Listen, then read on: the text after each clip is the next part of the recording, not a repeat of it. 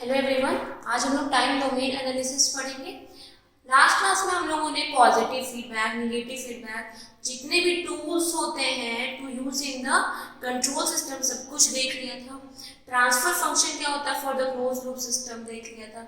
कौन ज़्यादा स्टेबल होता है, open loop system, close loop system. हमने जितना भी बेसिक इंफॉर्मेशन था कंट्रोल सिस्टम का सब हम लोग देख चुके थे। अब हम टाइम डोमेन एनालिसिस करेंगे कि टाइम डोमेन में कैसे तुम्हारा ट्रांसफर फंक्शन काम करता है फॉर एनी इनपुट। इनपुट कौन सा देंगे हम, हमारे पास क्या क्या इनपुट है, step input, ramp, impulse, parabolic, ये सारे इनपुट के लिए तुम्हारा ट्रांसफर फंक्शन मतलब सिस्टम कैसे रिस्पॉन्ड करेगा। और अगर हम क्लोज लूप सिस्टम कर रहे हैं तो उसमें क्या क्या एरर आ सकता है, स्टेबिलिटी का क्या रिस्पॉन्स हो सकता है, वो सारा कुछ हम लोग अभी टाइम डोमेन एनालिसिस में पढ़ेंगे।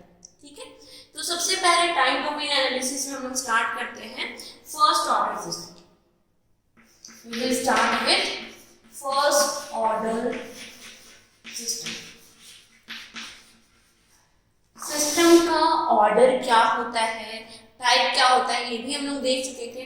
What is type of the system, कितना नंबर ऑफ पोल तुम्हारा ओरिजिन पे लोकेट कर रहा है, दैट इज तुम्हारा type of the system. How many number of pole will locate at the origin, वो तुम्हारा टाइप है। और कितना टोटल नंबर ऑफ पोल तुम्हारे सिस्टम में एग्जिस्ट करता है, वो क्या होता है तुम्हारा ऑर्डर। तो सबसे पहले हम क्या देख रहे हैं, फर्स्ट ऑर्डर सिस्टम, और उसमें हम देखेंगे open loop system.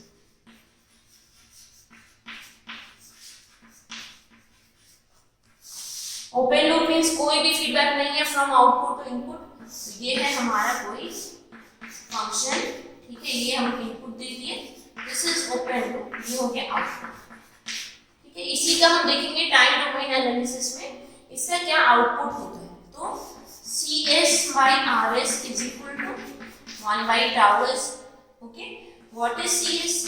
That will be equal to RS into 1 by tau s. तो ये हो गया तुम्हारा आउटपुट ऑफ द सिस्टम, ये आउटपुट हो गया। अब हम इसमें कौन सा इनपुट दे रहे हैं और ये कैसा बिहेव कर रहा है वो देखेंगे। तो सबसे पहले हम इनपुट अप्लाई करेंगे स्टेप इनपुट। तो हम जो स्टेप इनपुट अप्लाई करेंगे ये है हमारे पास step input RT is equal to AU। This is हमारा स्टेप इनपुट। और जितना भी सिस्टम हम पढ़ रहे हैं वो कौन सा सिस्टम है बच्चों, कॉजल, यानी राइट हैंड साइड, जितना भी होगा सब सिस्टम राइट हैंड साइड। तो RT का लैप्लास क्या हो जाएगा, R of S। तो ये AUT का लैप्लास भी A of S, ये सब कुछ हम देख चुके हैं। तो यहाँ पे CS will comes out to be, CS will comes out to be RS, RS क्या है तुम्हारा A by S into 1 by tau s। Okay, इसको हम ऐसे लिख सकते हैं A by tau divided by S square, A by tau divided by S square and CT, मतलब अब हम इसका क्या लेंगे, इनवर्स लैप्लास ट्रांसफॉर्म। तब तो हम टाइम डोमेन में देख सकते हैं कि इसका आउटपुट रिस्पांस कैसा होगा। तो ये अगर हम इसका इनवर्स लैप्लास ट्रांसफॉर्म लेंगे तो बच्चों क्या हो जाएगा, दिस इज तुम्हारा A by tau, S square का क्या हो जाता है T। सब पढ़ा चुके हैं, T का लैप्लास क्या होता है, तुम्हारा T है सिर्फ, उसका लैप्लास क्या होगा n factorial T to the power n का divided by S n plus 1। तो T to the power n, यहाँ पे T to the power 1n, तो T टू द पावर 1 का लैप्लास क्या हो जाएगा 1 बाय S स्क्वायर। तो 1 बाय S स्क्वायर का इनवर्स लैप्लास भी A by tau into T। तो जब तुम इसका ग्राफ बनाओगे बच्चों, जब तुम इसका ग्राफ, अच्छा देखो ये अगर हम यहाँ पे UT नहीं लिख रहे हैं, ये सिंपली मीन्स है कि तुम्हारा UT होगा ही। ठीक है, तुम ऐसे लिखो चाहे ऐसे, कोई फर्क नहीं पड़ता है, क्योंकि सिस्टम कौन सा सिस्टम है, कॉजल कंट्रोल सिस्टम में कौन सा सिस्टम, कौन सा फंक्शन पढ़ेंगे, सिर्फ और सिर्फ कॉजल फंक्शन पढ़ेंगे। और कॉजल फंक्शन कहाँ एग्जिस्ट करता है, ओनली राइट हैंड साइड में। और राइट हैंड साइड मतलब तुम्हारा UT 0 से इंफिनिटी। ठीक है, तो A by tau into T, या तुम ये लिखो या तुम ये लिखो, दोनों सही है। ठीक है, तो अगर हम इसका आउटपुट रिस्पांस देखेंगे बच्चों तो कैसा आएगा output, y equal to mx, m is what, slope. यहाँ पे क्या है c t is equal to a by tau into t. तो output response from out to be, this is c t, this is t, this is y, this is x and this is straight line passing through origin और इसका slope क्या हो जाएगा ए by. तो ये हो गया तुम्हारा output response of first order open loop system in case of step input. जब हम इनपुट कैसा दे रहे हैं, स्टेप दे रहे हैं, तब तुम्हारा आउटपुट रिस्पॉन्स कुछ इस तरीके से आएगा। ठीक है, तो ये हम देख लेंगे स्टेप इनपुट के लिए। अब हम देखेंगे फर्स्ट ऑर्डर सिस्टम ही देखेंगे। अभी हम ओपन लूप सिस्टम देखे थे, अब हम क्लोज लूप सिस्टम देखते हैं। हम सबको जानते हैं कि ओपन लूप सिस्टम क्या होता है, हाईली स्टेबल सिस्टम होता है, तो इसमें एरर का चांसेस है नहीं, तो एरर हम निकालेंगे। तो नेक्स्ट हम मूव करेंगे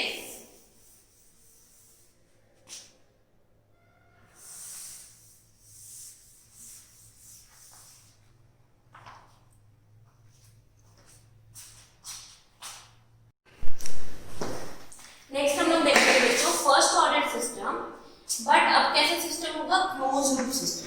दिस इज तुम्हारा क्लोज लूप सिस्टम। अभी ऑर्डर हम फर्स्ट ही रख रहे हैं, order will be first but system will be closed one. तो यहाँ पे कैसा होगा फंक्शन, दिस इज तुम्हारा 1 बाई टाउ है, this is first order system. अब सिस्टम है तुम्हारा क्लोज्ड, तो हम यहाँ फीडबैक नेगेटिव फीडबैक दे रहे हैं। This is input, this is तुम्हारा आउटपुट और ये फीडबैक हो गया यूनिटी फीडबैक है और नेगेटिव। हम लोग को पता है क्लोज लूप सिस्टम का ट्रांसफर फंक्शन क्या होता है, CS by RS is equal to GS divided by 1 plus GS into HS। ये याद होना चाहिए, ठीक है सबको। ये प्लस किसके लिए होता है, नेगेटिव के लिए, और पॉजिटिव के लिए क्या होता है, ये नेगेटिव माइनस हो जाता है। ठीक है, तो यहाँ पे GS का वैल्यू क्या है 1 by tau s and what is the value of HS, तो 1। चलो इसका वैल्यू पुट करके देखते हैं कितना आता है। तो CS by RS is equal to GS, what is the value of GS, 1 by tau s divided by 1 plus GSH into HS, तो 1 plus 1 by tau s into 1। The value will be 1 by tau s, 1 plus 1 by tau s। चलो 1 by tau s रहते हैं, ऐसे मिलते हैं, तो tau s plus 1 by tau s हो गया। this tau s will be cancelled, तो 1 by tau s plus 1। यहाँ से s को इंडिपेंडेंट कर दो किसी भी पैरामीटर से हमेशा, तब हम लोग उसका इनवर्स लैप्लास करने में इजी होता है। इस s को t से इंडिपेंडेंट कर दो, कुछ भी फंक्शन रहा उससे इंडिपेंडेंट। तो यहाँ पे हम टाउ कॉमन ले लिए, क्या आया s plus 1 by tau।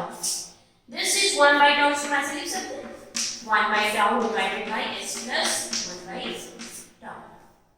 ठीक है, दिस इज तुम्हारा transfer function of close loop system. तो इसको हम रख कर देते हैं, इसका जरूरत नहीं है।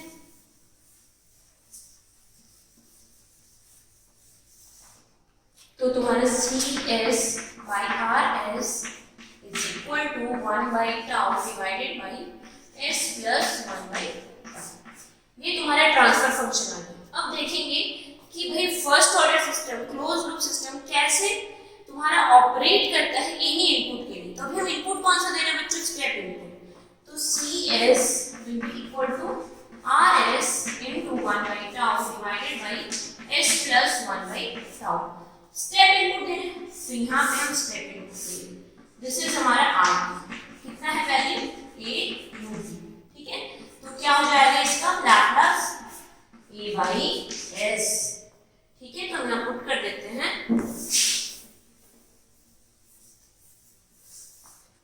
तो जब हम यहाँ पुट करेंगे तो CS is equal to RS के जगह क्या पुट करेंगे A by S into 1 by tau divided by S plus 1 by tau। इसको ऐसे लिख सकते हैं A by tau divided by S plus 1 by tau। This is तुम्हारा आउटपुट ऑफ स्टेप इनपुट के कॉरेस्पॉन्डिंग जो तुम्हारा आउटपुट आया, that will be A by tau divided by S plus 1 by tau. अब देखो इसका इनवर्स लैप्लास है क्योंकि हम एनालिसिस किस में कर रहे हैं, टाइम डोमेन में। तो जितना भी फंक्शन होगा वो किसके रिस्पेक्ट में होगा, टाइम के रिस्पेक्ट में होगा। तो जब हम इसका इनवर्स लैप्लास करते हैं बच्चों, तो देखो अब यहाँ पे डिनोमिनेटर में s into s plus 1 by tau, तो इससे इनवर्स लैप्लास तुम डायरेक्ट नहीं कर सकते हो, तुमको क्या करना पड़ेगा, पार्शियल फ्रैक्शन का यूज करना पड़ेगा। हम लोग सब पार्शियल फ्रैक्शन पढ़ चुके हैं मैथ्स में। हम तुमको छोटा सा ट्रिक बताएंगे कि कैसे इजीली इस तरह के फंक्शन को कर सकते हैं, ठीक है। तो हम इसको लिख देते हैं cs will be equal to a by tau s plus 1 by tau is equal to a naught by s plus a1 by s plus 1 by tau। Partial function में ऐसे ही करते हैं, डिनोमिनेटर को हम दो फंक्शन में डिवाइड कर दिए इस तरह के डिनोमिनेटर को। अब हमको वैल्यू किससे चाहिए, a नॉट का और a1 का। तो चलो a नॉट निकालते हैं, ठीक है। तो देखो फंक्शन क्या है हमारे पास ये, बट a नॉट के डिनोमिनेटर में क्या है, s। तो जो तुम्हारे पास फंक्शन है उससे तुम s रिमूव कर दो, ठीक है।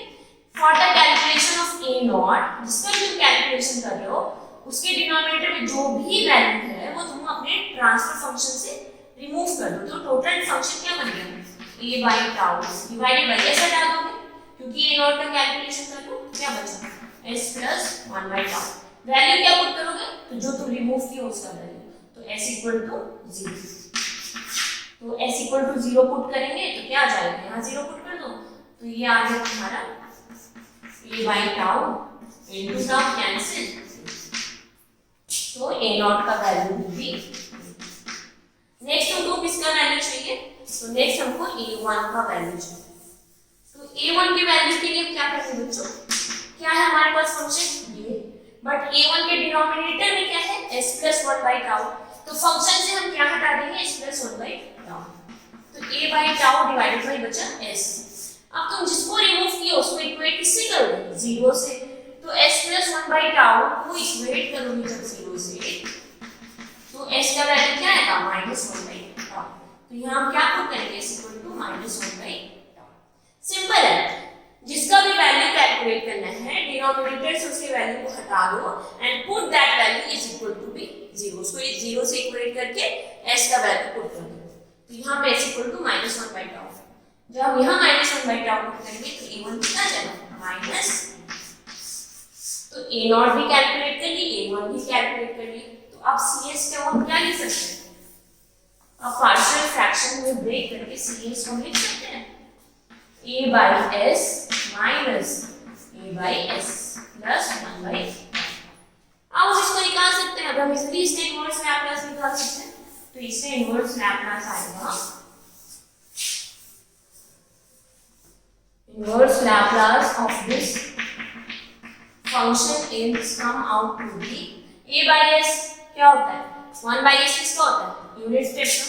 तो a एज इट इज रहेगा और ये जाएगा u minus a as it is 1 by s plus something क्या होता है, 1 by s प्लस a किसका होता है, e to the power minus 80। तो यह क्या हो जाएगा, e to the power minus 80। और ut तो लिखेंगे ही क्योंकि सिस्टम कैसा है, कॉजल है। कॉजल मतलब राइट हैंड साइड, तो तुम ut लिखोगे ही क्योंकि जितना भी सिस्टम हम पढ़ रहे हैं सब राइट हैंड साइड सिस्टम के लिए पढ़ रहे हैं। तो ct will be equal to aut common ले लेते हैं, aut 1 minus e to the power minus t by tau। ये हो गया तुम्हारा output response of a step function for close loop system. Close loop system के लिए फर्स्ट ऑर्डर का आउटपुट रिस्पॉन्स तुम्हारा आ गया ct is equal to aut 1 minus e to the power minus t by tau। अब देखो हमारे पास transfer function क्या है, cs by rs is equal to 1 by tau divided by s plus 1 by tau। तो अब हम इसका पोल का लोकेशन देख लेते हैं कि पोल का लोकेशन कहाँ है। तो दिस इज तुम्हारा sigma, this is g omega. Pole कैसे कैलकुलेट करते हैं, डिनोमिनेटर के वैल्यू को 0 से इक्वेट करके, और अगर 0 कैलकुलेट करना हो तो न्यूमरेटर के वैल्यू को 0 से इक्वेट करके। तो s plus 1 by tau, तो s प्लस 1 बाई टाउ को इक्वेट करो तो s के किस वैल्यू के लिए सिस्टम इंफिनिटी हो जाएगा माइनस 1 बाई टाउ, यानी पोल तुम्हारा कहाँ एग्जिस्ट कर रहा है माइनस 1 बाई टाउ पे। सिस्टम कैसा है लेफ्ट हैंड साइड में, कैसा सिस्टम स्टेबल, जब भी सिस्टम लेफ्ट हैंड साइड होगा सिस्टम विल बी स्टेबल, ठीक है। और यहाँ पे एक चीज आता है टाउ, टाउ को क्या बोलते हैं, दिस इज टाइम कांस्टेंट, ये होता है तुम्हारा टाइम कांस्टेंट। तो टाइम कांस्टेंट को कैसे डिफाइन करते हैं, तो time constant is defined as the inverse of location of real part of the pole, ठीक है, inverse of location of real part of the pole is time constant, याद रखना। Inverse location of real part of the pole is known as time constant. तो यहाँ time constant क्या हुआ, t tau, क्योंकि inverse location of real part of pole 1 by real part कितना है 1 by tau, तो उसका पॉजिटिव वैल्यू, तो टाइम कांस्टेंट क्या हुआ टाउ। तो टाइम कांस्टेंट को कैसे डिफाइन करेंगे, inverse location of real part of the pole. तो ये हो गया तुम्हारा output response and time constant. अब हम इसका आउटपुट रिस्पांस ग्राफ देख लेते हैं कि कैसा आता है।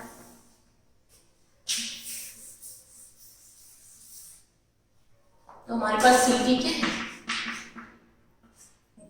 1 minus e to the power minus 3 by tau, यही है ना 1 minus e to the power minus 3 by tau ए यू टी।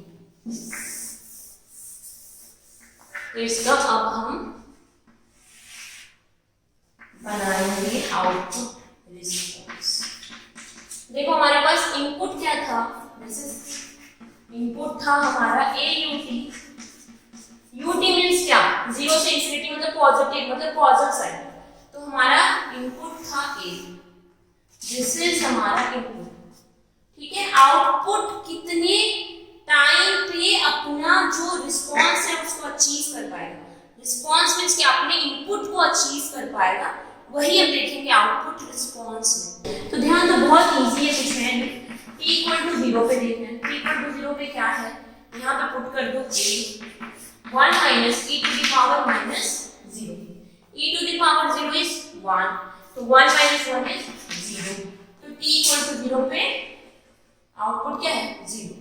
फिर हम t इक्वल टू टाउ पे देखते हैं, फिर हम t इक्वल टू टाउ पे देखेंगे तो 1 minus e to the power minus 1, ठीक है, पुट कर दो ना यहाँ पे टाउ, यहाँ टाउ पुट करोगे तो tau by tau, tau by tau, तो टाउ बाई टाउ इज 1, तो a 1 minus e to the power minus 1, what is the value of e to the power minus 1, तो 0.37, तो ये आता है हमारा a 1 माइनस 0.37, तो तुम्हारा output will come out to be 0.63। मतलब जब तुम्हारा टाइम कांस्टेंट, जब तुम टाइम लिए हो टाउ, तो तुम्हारा आउटपुट सिर्फ कितना परसेंट पहुंचा है 63%, ठीक है।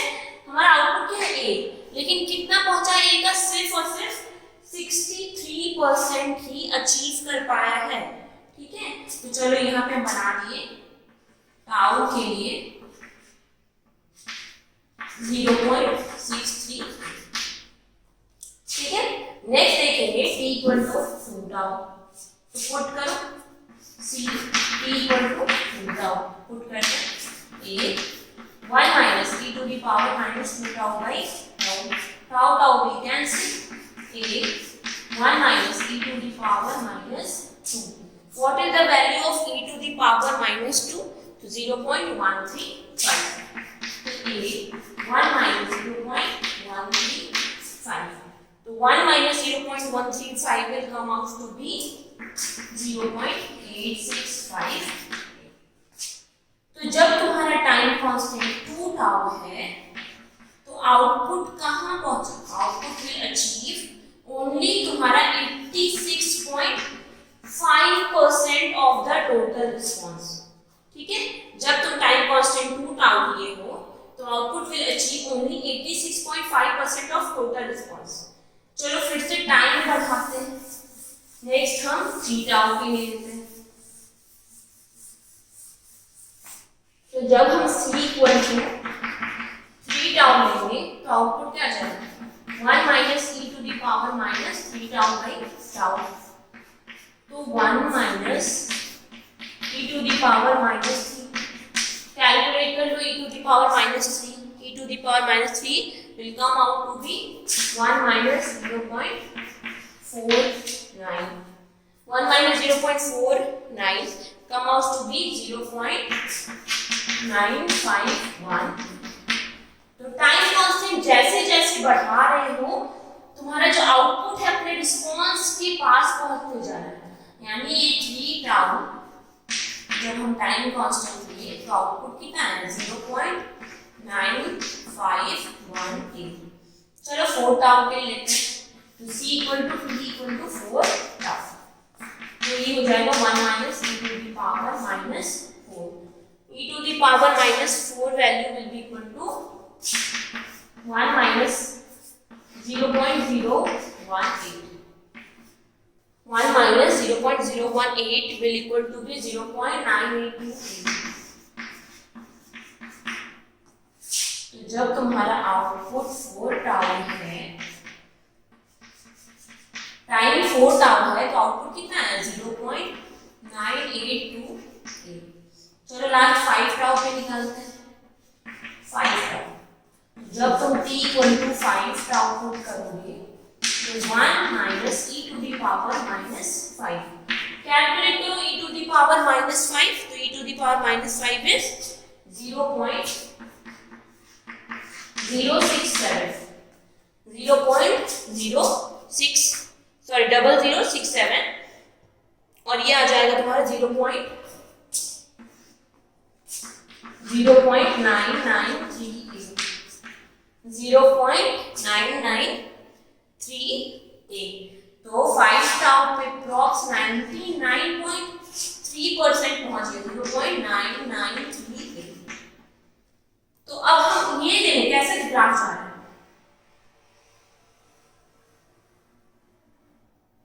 और ये कहां जाके मिलेगा अपन रिस्पॉन्स पे, तो इंफिनिटी पे।